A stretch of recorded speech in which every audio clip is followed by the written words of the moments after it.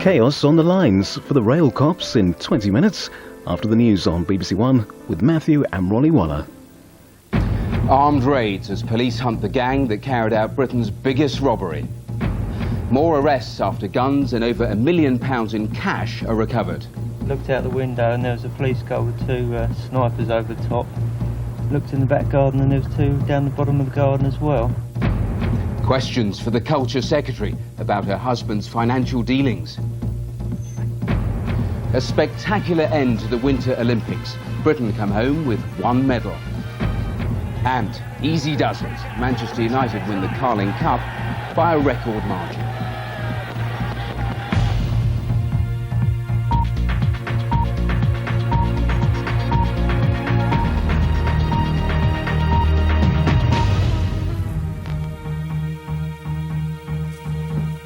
Good evening. Detectives investigating the Tunbridge Depot robbery say they've carried out armed raids across Kent and recovered £1.3 million of stolen money.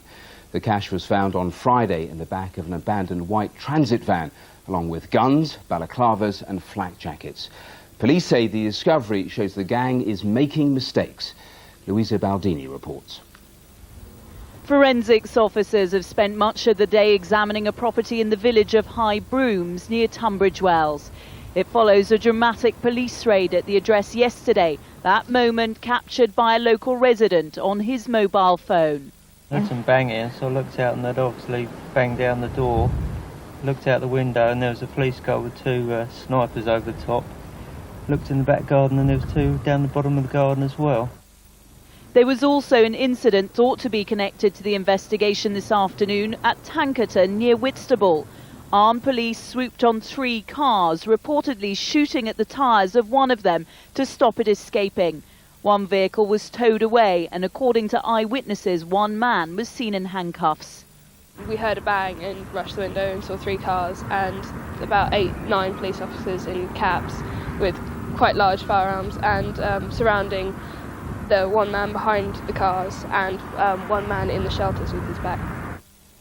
Forensic tests are still being carried out on 14 metal cages found near Maidstone yesterday. The cages, some belonging to the Bank of England, are used for moving cash. They were found in fields after police were alerted by a farmer. We believe those cages were dumped from the back of a white box van at about 9:30 a.m. on Wednesday morning. This is really important to us. It may be the same lorry that came from the cash depot, but we can't confirm that. Forensics experts are also still working on a white Ford Transit van found in Ashford. Police confirmed today that it contained £1.3 million in cash, as well as firearms, balaclavas and flak jackets. So what other evidence has the investigation uncovered? Tests are still being carried out on 2 cars found burning in the Kent village of Leeds, while forensics teams have examined the home of the depot manager in Herne Bay, from where his wife and son were abducted. Photo fits have been released of some of the wanted men posing as policemen. But the white Renault lorry used in the robbery is still missing, and despite the police making several arrests, the gang is still at large.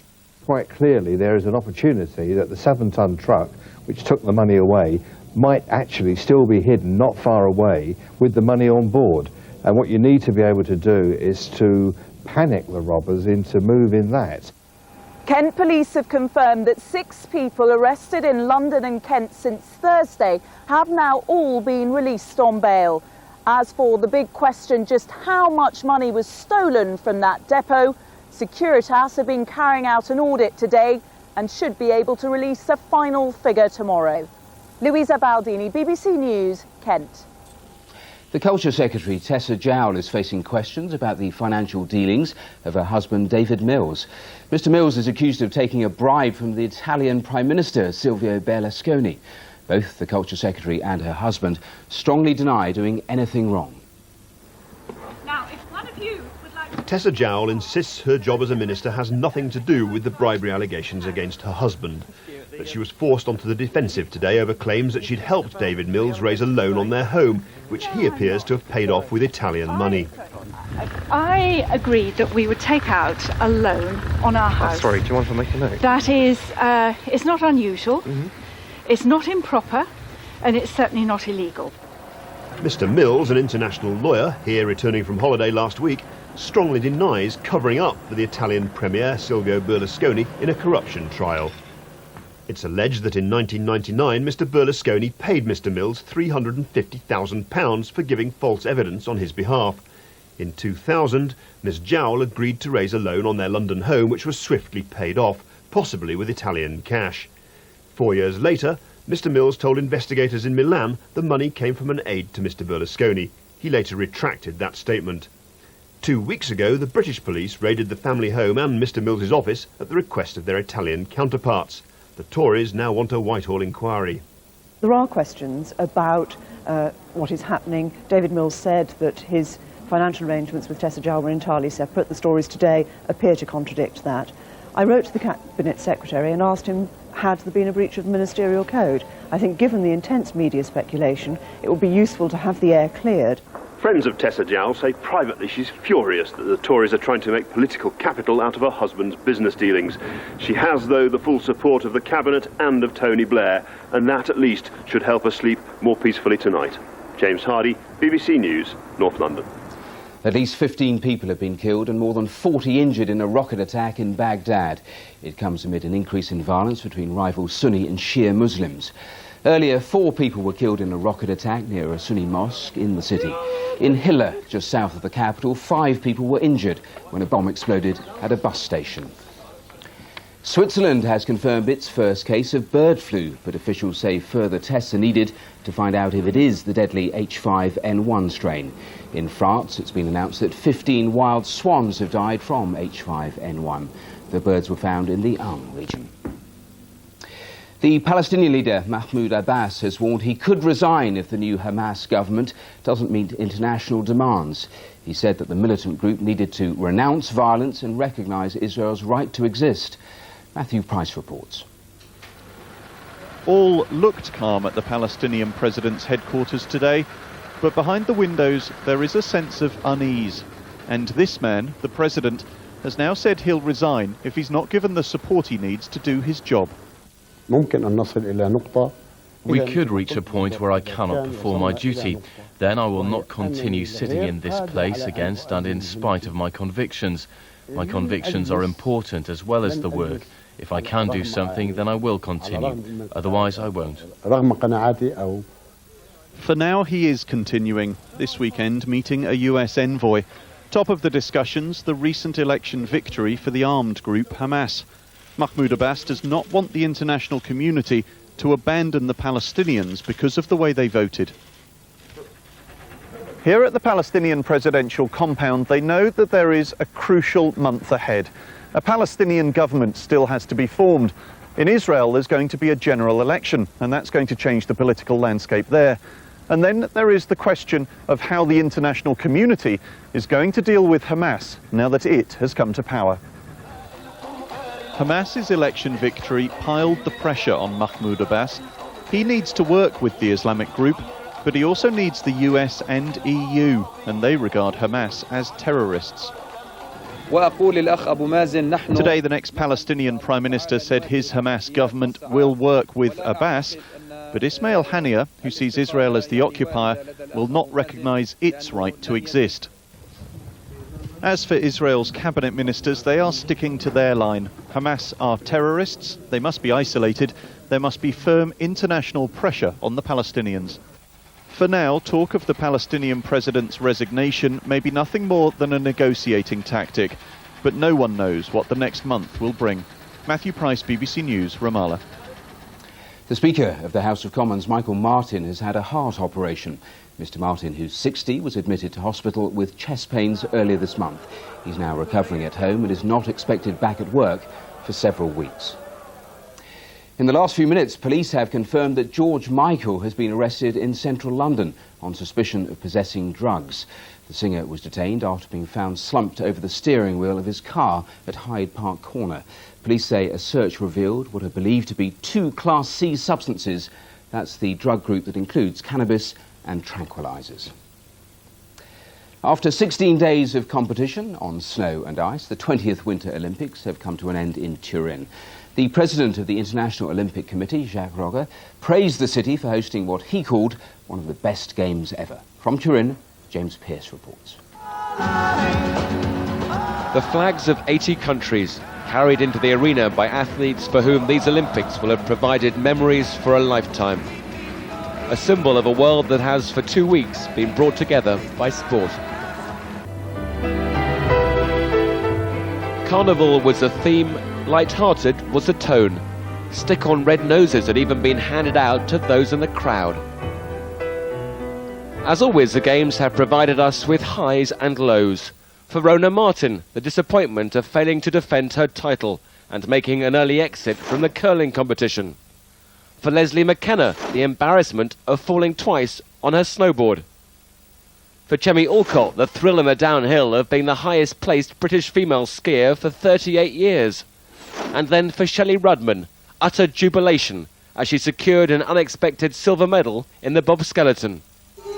By any standards, one British medal is hardly an outstanding return from the Games, but those in charge claim that they're satisfied. If you look at the number of British athletes who have been competing in the top 20 and in particular the top 10 of the world in this environment, for a lowland nation competing against the finest alpine nations in the world, I think there have been some really credible performances here.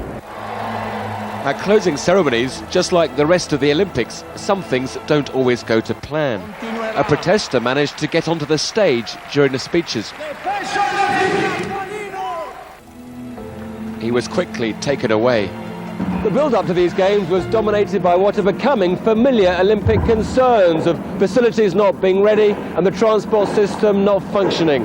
But the organisers have seen off the doubters and produced a sporting festival that has been enjoyed by billions of viewers around the world. James Pearce, BBC News, Turin. Now with news of the Carling Cup final and all the rest of the day's sports news, here's Mary Rhodes. Mary. Thanks very much, Matthew. Good evening. Well, Manchester United ruthlessly ended Wigan's dreams at the Millennium Stadium this afternoon with the biggest ever League Cup final victory. Wayne Rooney did most of the damage with 2 goals in a convincing 4-0 win, and Wirra Davis was there. Paul Jewell is thoughtful, highly respected and idolised by the Wigan fans. In no time at all, he's brought this team and its supporters a long way, all the way to Cardiff and the club's first major final. It was Manchester United who started the game like the team with something to prove. Another season without a trophy would equal failure. Sir Alex Ferguson said as much, hinting that defeat today would put him under pressure. Ferguson's lucky he has a player as gifted as Wayne Rooney to count on. The teenager tormented Wigan all afternoon and ruthlessly punished a defensive mix-up to open the scoring. It's 1-0 to Manchester United! Having already lost their first-choice keeper to injury, Wigan were hanging on to United's and Rooney's coattails, 1-0 at half-time. Henri Camara was Wigan's one threat. Had Van der Sar not stopped this shot, the final score may have been more respectable. In what was a fluid game, spaces began to open up. Sahar made it 2-0, there was a third from Ronaldo, and when Rooney made it 4-0, Wigan were in danger of being overwhelmed.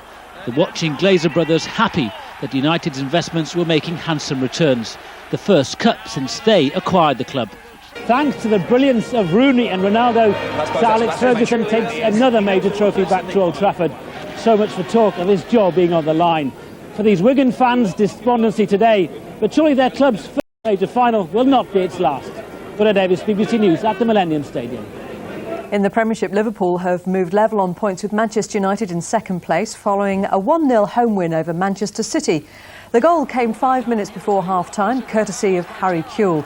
Liverpool, though, made heavy weather of the win, especially as their opponents spent much of the second half with only 10 men after Joey Barton was sent off for a second bookable offence.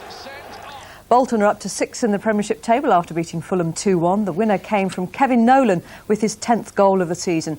And 2 goals from Jimmy Floyd-Hasselbank gave Middlesbrough a 2-0 win at West Bromwich Albion.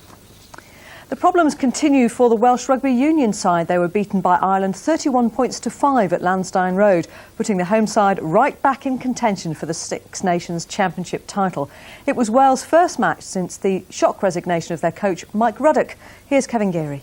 With 3 yards more depth, They take all the pressure. After the departure of their coach amid allegations about player power, Wales owed their supporters a performance of real conviction. For the first 10 minutes they gave it, their dominance rewarded when Mark Jones pounced on a clever chip over the Irish defence. With Steve Jones having to go off injured, it seemed the ideal stage for Gavin Henson to make his return from injury and suspension. In fact, Wales were seldom a threat thereafter. 2 penalties and a driving maul that smuggled David